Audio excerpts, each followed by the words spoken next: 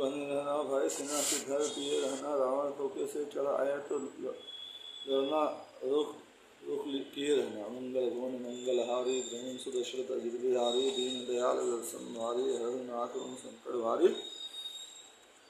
रावण का एक बेटा रावण भी था जो पाताल लोक का राजा था, और उससे पाताल लोक के सब वासी निवासी डरते थे।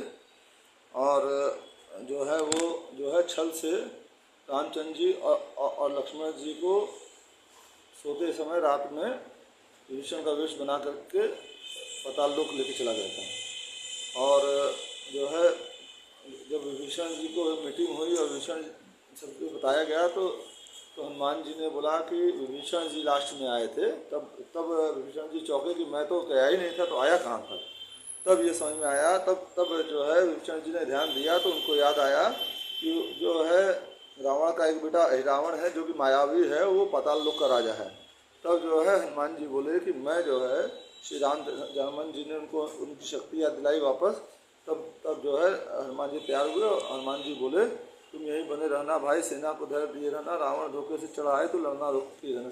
जो पीछे से विभीषण जी को, सुग्रीव जी को और जामन जी को बोले कि आप लोग यहीं रहिएगा, अपना धैर्य मत खोइएगा। अगर रावण धोखे से आता है लड़ने के लिए तो उसको रोके रहिएगा।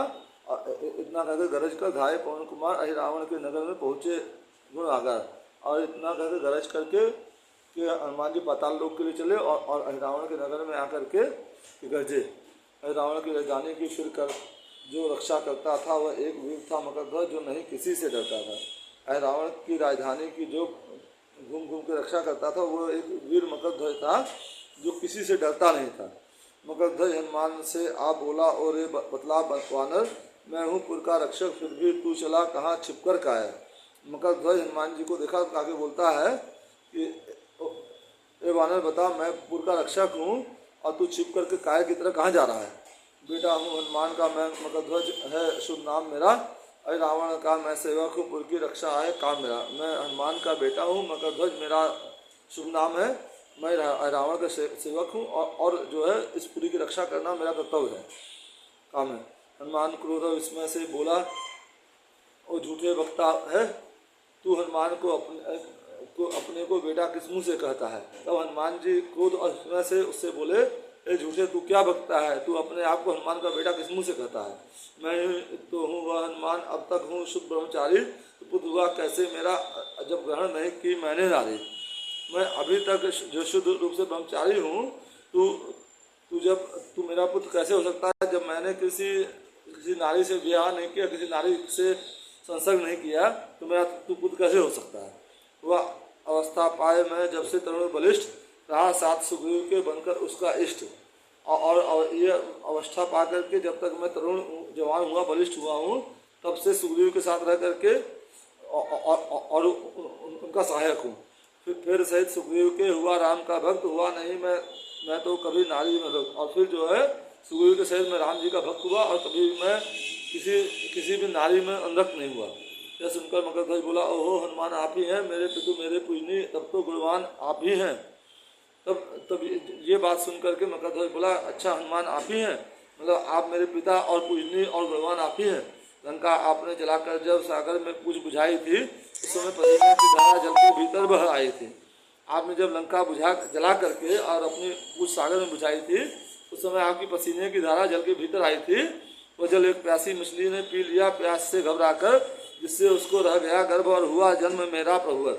उस समय एक प्यासी मछली ने घबरा करके प्यास से आपका पसीना जो था मिला हुआ जल पी लिया, जिससे उसको गर्भ रह गया और उसी से मेरा हे प्रभुवर मेरा जन्म हुआ। ये मकरध्वज जो हनुमान जी का ही पुत्र था वो हनुमान जी को बता रहा है। बेटा इस तरह आपका हूँ और आप पिता है, सुखदायक है धन्य भाग जो मुझे मिले मेरे सर्वोपरि शिवनायक। इस तरह मैं आपका बेटा हूँ और आप मेरे सुखदायक पिता हैं और मेरे धन भाग है जो मुझे आपका दर्शन मिला। इस समय यहाँ किस कारण से मैं आप कृपा करके आए, सेवक चरणों का समझ मुझे आज्ञा दीजिए जो मन भाए। इस समय यहाँ किस कारण से आप कृपा करके यहाँ आए हैं, मुझे अपने चरणों का सेवक समझ करके मुझे आज्ञा दीजिए जो आपके मन में हो। हनुमान ने तब कहा अपना सब वृत्तांत सुनकर मकरध्वज वहीं बोला आयु उपरांत। हनुमान जी ने अपने आने का सब वृत्तांत बताया मकरध्वज को, और सुन करके मकरध्वज फिर बोलता है सुनने के पुराण, यह तो टेढ़ा अवसर आया है आप शत्रु अहि रावण के, जो मेरा सच्चा स्वामी है आप विरोधी उस जन के। ये तो और फिर रावण बोलता है ये अवसर तो बहुत टेढ़ा आ गया है कि आप रावण के शत्रु हैं और रावण मेरा स्वामी है, और जो है आप विरोधी, और आप उसके विरोधी हैं। इस समय आपको जाने दूं तो मिटता सेवक धर्म मेरा, बुद्धि कुछ काम नहीं करती क्या है इस समय कर तेरा। अगर इस समय आपके मैं जाने देता हूँ मेरा सेवक धर्म नाश होता है, बुद्धि मेरी कुछ काम नहीं कर रही है, इस समय मेरा कर्म क्या है, क्या करूँ मैं। कुछ भी हो निश्चय करता हूँ निधर्म नहीं जाने दूंगा, जो दंड आप मुझको देंगे वह शीश झुकाकर सहन होगा। जो भी हो मैं ये निश्चय कर रहा हूँ कि अपना धर्म जाने नहीं दूंगा, सेवक धर्म सर्वोपरि है, मैं उसका पालन करूँगा, और जो कुछ दंड आप मुझे देंगे मैं शीश झुकाकर उसे स्वीकार करूँगा। हनुमान ने देखा बेटे की सब बात ठीक है सच्ची है, मन ही मन में संतुष्ट हुए बोले इसकी मति अच्छी है। हनुमान जी ने जब देखा कि बेटा जो कह रहा है उसकी सब बात अच्छी सच्ची है, तो मन ही मन संतुष्ट हुए और बोले कि इसकी मति बुद्धि बहुत अच्छी है। जितना पक्का सेवक हूँ मैं उतना ही पक्का यह भी है, आखिर बेटा मेरा ही है इसलिए बात यह ऐसी है। मैं जितना पक्का सेवक हूँ उतना ही पक्का सेवक ये भी है, आखिर मेरा ही बेटा है इसलिए बात ये ऐसी बात कर रहा है। फिर कहा श्री मगधध्वज से बेटा यह जो कुछ कहते हो यह बात बड़ी उत्तम है, तुम सच्ची सेवा में रहते हो।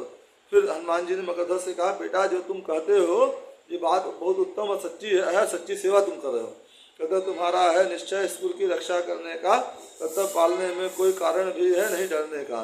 जो तुम्हारा कर्तव्य है निश्चय करके तुम इस कुल की नगर की रक्षा कर रहे हो, और कर्तव्य पालने में कोई कारण नहीं है कि डरा जाए। इस समय न तुम हो पुत्र मेरे, मैं भी नहीं पितृ तुम्हारा हूँ, आओ मुझसे अब युद्ध करो समझो मैं शत्रु तुम्हारा हूँ। इस समय न तुम मेरे पुत्र हो न ही मैं तुम्हारा पिता हूँ, आओ तुम मुझसे युद्ध कर समझो कि मैं तुम्हारा शत्रु हूँ। मगधध्वज हनुमान का हुआ फिर संग्राम, जीते जिसके अंत में हनुमान बलधाम। मगधध्वज और हनुमान जी का उस समय युद्ध हुआ, और अंत में हनुमान जी जो कि बल के धाम थे वो मगधध्वज से जीत गए। मंगल भवन मंगलहारी द्रहुं सुदशरथ अजिर बिहारी, दीन दयाल व्रत संभारी, हरहुनाथ संकट भारी। मगधध्वज को बांधकर किया विवश लाचार, चले नगर में भय रहित होकर मुदित अपार। और मगधध्वज को वहीं बांध करके और लाचार और विवश कर दिया हनुमान जी ने, और फिर चले नगर में भय रहित होकर के और खुश होकर के अपार खुशी मिली उनको, और नगर में चले श्री रामचंद्र जी लक्ष्मण जी को बंधन मुक्त करने के लिए। चलकर पहुँचे उस जगह जहाँ रावण पूजन करता था, वह सच्चे मन से देवी का वंदन आराधन करता था। और चलकर उस जगह पहुँचे जो है हनुमान जी जो रावण पूजन कर रहा था, सच्चे मन से देवी का वंदन आराधन कर रहा था। पूजन की तरह तरह की सब सामग्री उचित मंगाई थी, देवी के अर्पण करने को पकवान मिठाई आई थी। पूजन करने को हर तरह की सामग्री मंगाई गई थी, और देवी को अर्पण करने के लिए अनेक प्रकार के पकवान और मिठाई थे वहाँ पे। निश्चय विकटानंद शूरवीर मदमत्त वहाँ से खड़े हुए, भाई समय श्री रामचंद्र के बंधे हुए वहाँ पड़े हुए। जो राक्षस थे विकट थे, बड़े बड़े शूरवीर थे और मदमत्त थे, जो है वहाँ खड़े हुए थे, और भाई समेत श्री रामचंद्र जो है वहाँ बंधे हुए पड़े हुए थे, भाई समेत यानी लक्ष्मण जी के साथ। पूजन की खातिर यहाँ रखे थे कुछ फूल, कोमल निर्मल तूल सम सुख सुगंध के फूल। और पूजन खातिर वहाँ पर तरह तरह के फूल रखे थे, कोमल और निर्मल थे, और उनमें सुगंध भी थी। छोटा स्वरूप धर हनुमान घुस गए फूल के ही भीतर, यह भेद किसी पर खुला नहीं बैठे थे जितने रजनीचर। छोटा स्वरूप रख करके और हनुमान जी फूल के अंदर घुस गए, और ये भेद किसी पर नहीं खुला, जितने रजनीचर वहाँ बैठे कोई देख नहीं पाया। फिर रावण ने श्रद्धा समेत वह फूल चढ़ाया देवी पर, तो फूल के ऊपर हनुमान जा पहुँचे देवी के ऊपर।